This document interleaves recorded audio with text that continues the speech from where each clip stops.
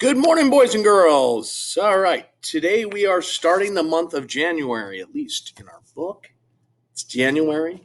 Last we left off, it would have been going before break, and Jessica was asking her mom if she can go to Danielle's, to Anna's, and they were talking about how Danielle's mom, her parents wouldn't allow her to go, and things like that. So anyway, we're on to January. We haven't heard much drama from Lexi after Mr. Turrup had a little word with her. And here we go. It's Jessica. So it's Act 6, Scene 1. Anna's house. So it looks like she's going to be coming over her house. Anna's house was small but cozy, just the right size for her and her mother. It was painted white with gray shutters, and there was a nice front porch. Anna met us there. We said our hellos, and before I knew it, my mom was shaking hands with Terry. That's Anna's mom. Terry invited my mom in for a cup of coffee, and they disappeared into the kitchen. Anna led me to her bedroom. I hope our moms become friends, I said. Me too, Anna said. My mom doesn't really have any. Neither does mine, I thought to myself. In California, my dad was always the one working and socializing while my mom hung out with me. We didn't see him much. Even back then, he was very busy. He called the other day and asked mom if she'd received the divorce papers.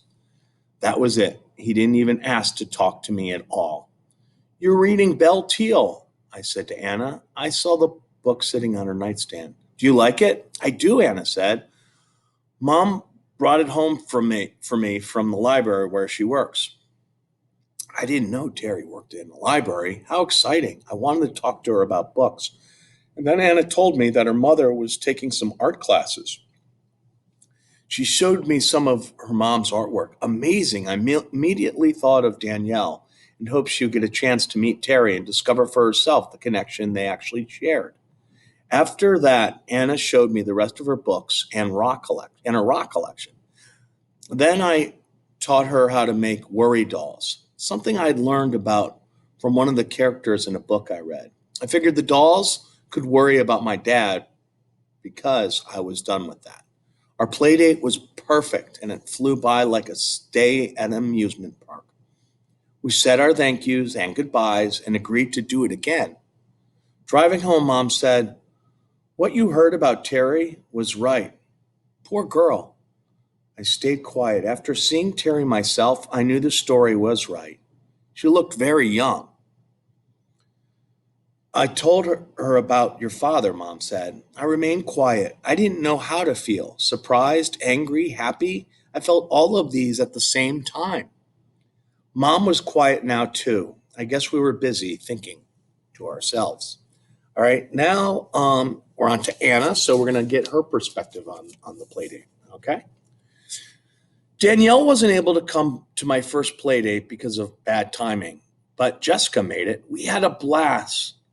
Jessica's mom drove her over, but instead of dropping Jessica off and leaving, she came to our front door and accepted Mom's invitation for a cup of coffee. I was really glad. My mom never has anyone over, so it turned out to be her first play date, too. Maybe she was done paying for her mistake now. I sure hope so. And since I was the mistake, I felt like it was my fault. I wanted to help her find a friend and a husband. The afternoon flew by. After Jessica and her mom left, Mom pulled me into a hug. Those are genuine people, Anna, she said. You found a good friend here. You can get as close as her as you want. Mom's words made me smile.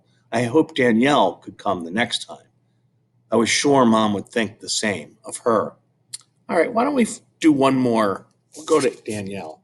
She's missing this play date. She kind of said it was bad timing. So I wonder if she's going to talk about. All right, here we go. Class meeting, Mr. Turrup announced. This was my favorite time. These were my favorite times in the classroom. We all moved our desks out of the way and made a circle with our chairs. Everybody sat in the circle, even Mr. Turrup. He held on to the microphone. It wasn't a real microphone, but we used it as our talking object. You can only speak when you have the microphone. I waited for Mr. Turp to get us started.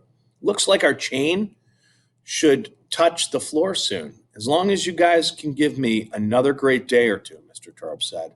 The chain was our class reward system. Mr. Turp had hung a single link from the ceiling on the first day of school. He attached a link each time we had an outstanding day as a class. Our goal was to get the chain to touch the floor, at which point we earned a free day. You've done super so far, Mr. Turp said, so I'm wondering, what would you like to do for your free day? Mr. Turp passed the mic to his left. You didn't have to say anything if you didn't want to. Alexia passed it along to the next person. Ever since Mr. Turp had taken her out into the hall, she hadn't said anything. Luke was the first one to make a great suggestion. Why can't we just have time to do whatever we want? It'd be like indoor recess, but we could plan it better and just have free time. I like Luke's idea, Jeffrey piped up when he got the mic. If it's free time, maybe James and Joey and Emily or any of the collaborative kids could come up for a little bit. Or if we wanted, some of us could go down there. We could bring in games, Anna added, taking the mic. Then it was my turn. I think we should do what everyone suggested for part of the day, I said.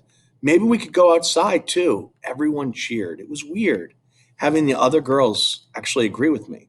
If Alexia had been her old self, she would have controlled them. But now that Alexia was sidelined, all the girls got along better. Not having girl wars didn't mean everything was perfect. I still had a problem. Anna. I hadn't gone to her play date because I'd been too chicken to ask my mom. I made up some excuse about it being a bad weekend for my family. Jessica told me she had a great time and that Anna's mom was friendly. Now Anna asked us about coming over again. Find out when it'll be a good weekend for your family and we'll plan the play date for then, Anna told me. I've got to mention it to my mom this time. I just have to. Mr. Turrup was last to speak in the meeting. I like what I've heard, he said. We could plan for part of the day to be spent inside playing games, and then we'd get some fresh air. I'll think about it some more and let you know. But first, you need to earn the last link. Meeting adjourned, he said. He always ends by saying that. I really like these meetings. The first time we had one, Mr. Turrup told us that it was a way for everyone to have a voice. I didn't get it at first, but now I do. All right. So the next character will be Peter. I wonder what his take is on that class reward. All right. Until the next time, have a wonderful day, boys and girls.